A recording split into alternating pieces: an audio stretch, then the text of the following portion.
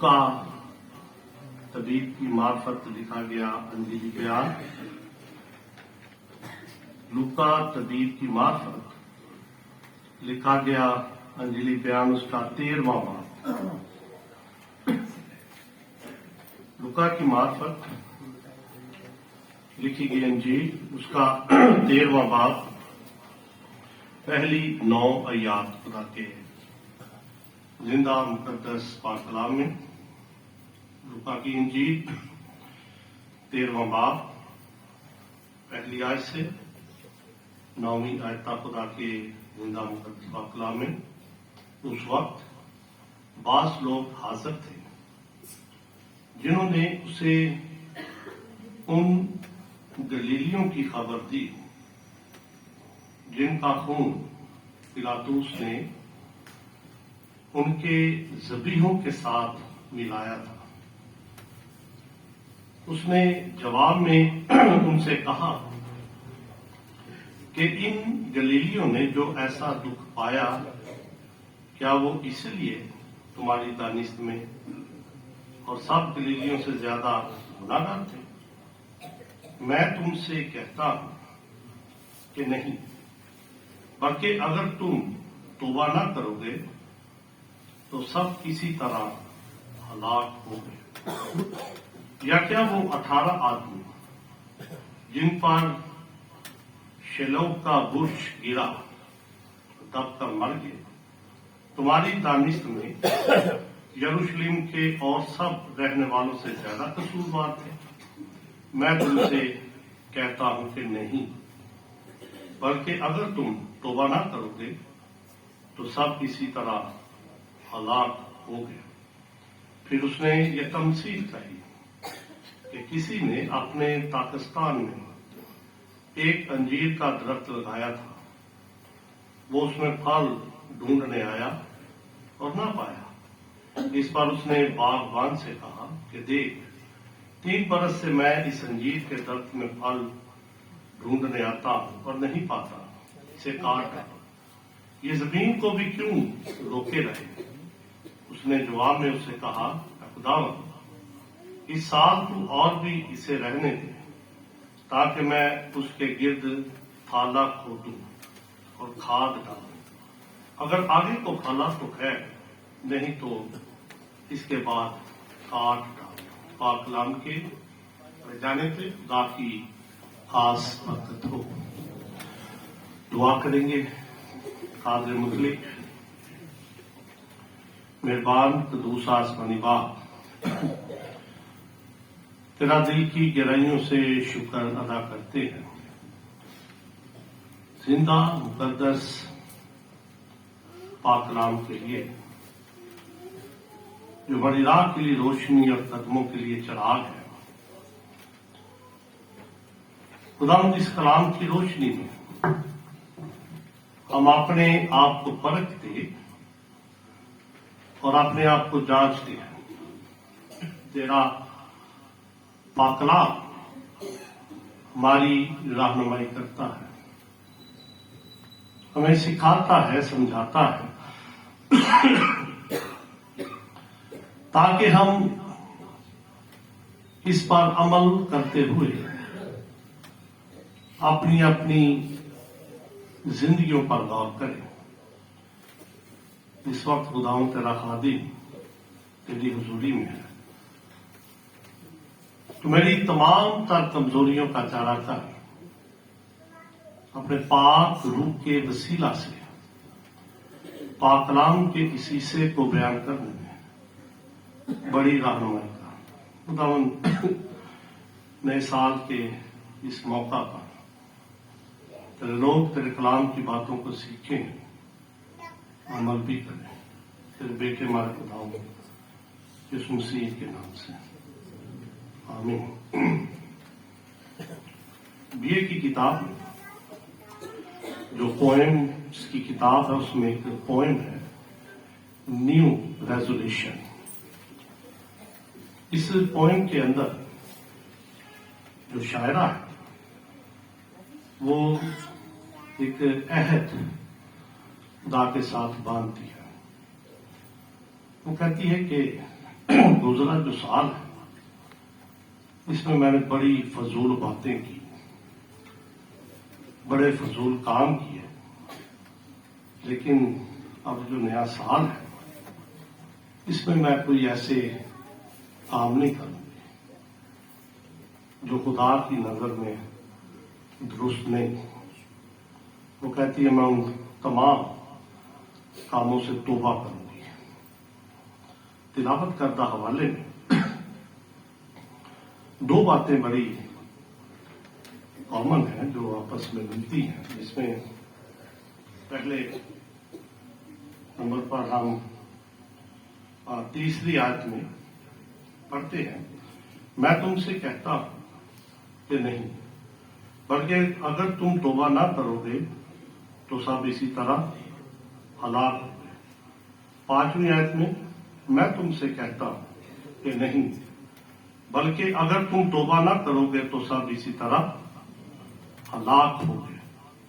ان دونوں آیات کے اندر خدا یسوع مسیح ایک بات پہ زور دے دیں، توبہ۔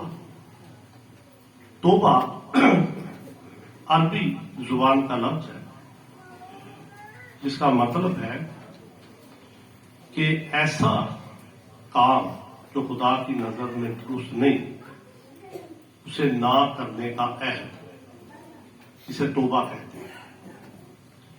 اب خداوند یسوع مسیح جب لوگوں کے درمیان بیٹھے،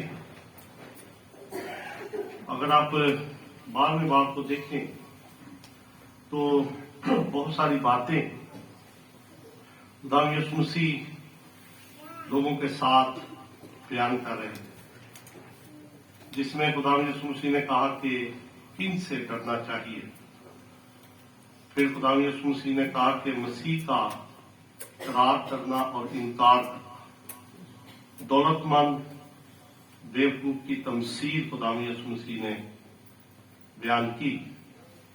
پھر خداوند یسوع مسیح نے اس میں بیان کیا کہ خدا پر بھروسہ کرنے کی ضرورت ہے۔ پھر آسمان پر خزانہ جمع کرو، خداوند یسوع مسیح نے یہ باتیں بیان کی۔ پھر ایک چوکس نوکر کی کہانی یسوع مسیح نے بیان کی، دیانتدار اور بد دیانت نوکر کی مثال خداوند یسوع مسیح نے بیان کی۔ پھر زمین پر خداوند یسوع مسیح نے کہا کہ میں صلح کرانے نہیں بلکہ تلوار چلانے کے لیے آیا ہوں۔ زمانے کو پہچاننا، مدعی کے ساتھ مفاہمت رکھنا، یہ باتیں خداوند یسوع مسیح بیان کر رہے تھے۔ تو 13واں باب جب شروع ہوتا ہے، اس میں بیان کرتا ہے لوکا نبی کہ وہاں پہ اس وقت بعض لوگ حاضر تھے۔ انہوں نے خداوند یسوع مسیح کے سامنے ان لوگوں کی مثال رکھی، ان گلیلیوں کی جن کا حکم پلاطس نے دیا کہ ان کو قتل کیا جائے۔ ان کی دانست میں یہ لوگ جن کا قتل ہوا تھا اور یہ ہیکل کے اندر موجود تھے، اور ہیکل کے اندر ایک خاص قربانی گزرا رہے تھے، اور وہ قربانی تھی ذبیحے کی قربانی۔ میں نے کئی بار قربانیوں کے بارے میں بیان کیا خدا کے زندہ مقدس پاک کلام میں سے۔ یہ دوسرے نمبر پر قربانی تھی ذبیحے کی قربانی۔ یہ قربانی جب دی جاتی تھی تو خدا کے ساتھ اپنا تعلق درست کرنے کے لیے، خدا کو خوش کرنے کے لیے یہ قربانی، شریعت کی کتاب احبار میں آپ اس کو پڑھ سکتے ہیں۔ تو یہاں پہ ان لوگوں نے ان کی مثال دی کہ وہ لوگ جو ذبیحے کے ساتھ جب وہ قربانی گزرا رہے تھے، ان کا قتل ہوا تو ذبیحے کے ساتھ ان کو ملایا گیا۔ وہ سمجھتے تھے کہ ان لوگوں کے گناہوں کی وجہ سے ان کا قتل عام ہوا. جس طرح ہمارے معاشرے کے اندر اگر کوئی شخص کسی مصیبت میں آ جائے, کسی پریشانی میں آ جائے یا کسی بیماری میں آ جائے تو لوگ خود ہی باتیں بنانا شروع کر دیتے ہیں, یہ اپنے گناہوں کی سزا پا رہا ہے, عدالت کرتے ہیں. حالانکہ خدا کی مسیح کا بیان اگر آپ دیکھیں تو پہلے اپنی آنکھیں تیر کو دیکھ, دوسرے کے تنکے کو تو دیکھتا ہے. خدا کی مسیح نے کہا کہ جو دکھ پایا انہوں نے, اگر تم بھی توبہ نہ کرو گے تو کیا ہوگا؟ ہلاک ہوگے. پھر دوسرے نمبر پر جس آفت کا ذکر کیا گیا وہ ہے کہ 18 آدمی شلوہ کا برج گرنے سے دب کر مر گئے. انہوں نے کہا جی یہ بھی اپنے گناہوں کی وجہ سے مر گئے. لیکن خدا یسوع مسیح نے کہا میں تم سے کہتا ہوں کہ نہیں, بلکہ اگر تم توبہ نہ کرو گے تو سب اسی طرح ہلاک ہو گئے. میں نے پہلے بیان کیا کہ توبہ کا مطلب ہے ایسے کام جو خدا کی نظر میں درست نہیں, ان کو ترک کرنے کا عہد توبہ کہلاتا ہے کہ ہم اب سے یہ کام نہیں کریں گے جو خدا کی نظر میں درست نہیں. بہت ساری مثالیں بائبل مقدس میں ہمیں ملتی ہیں کہ خدا کے لوگوں نے خدا کے ساتھ عہد کیا کہ ہم یہ کام نہیں کریں گے. لوکا کی انجیل کے 5ویں باب کو اگر آپ پڑھیں گے اس کی 32ویں آیت سے, وہاں پہ ہمیں ایک لاوی کا ذکر ملتا ہے. خدا یسوع مسیح نے اس لاوی کو بلایا جو محصول لیتا تھا, اور یہ رومی حکومت کی طرف سے تعینات کیے جاتے تھے کہ یہ ٹیکس لوگوں سے, اگر فرض کریں کہ 10 روپے ٹیکس حکومت نے عائد کیا ہے اور یہ ان سے دگنا چگنا ٹیکس وصول کرتے تھے. جب خدا یسوع مسیح نے اسے بلایا اور اس کے گھر میں گئے اور ان کے ساتھ بیٹھ کر خدا یسوع مسیح کھانے پینے لگے تو فقیر فریسی خدا یسوع مسیح کے شاگردوں کو کہتے ہیں کہ یہ کیسا شخص ہے جو گناہگاروں کے ساتھ بیٹھ کر کھاتا پیتا ہے. خدا یسوع مسیح نے ان کو جواب دیا, وہ دلوں اور گردوں کو جانچنے والا خدا ہے, وہ فوراً دل کی بات کو جان لیتا ہے. خدا یسوع مسیح نے ان کو کہا کہ بیمار کو طبیب کی ضرورت ہے, تندرست کو طبیب کی ضرورت نہیں ہے. خدا یسوع مسیح نے کہا کہ ابن آدم اس دنیا کے اندر اس لیے آیا کہ لوگ توبہ کریں, خدا کی طرف رجوع لائیں.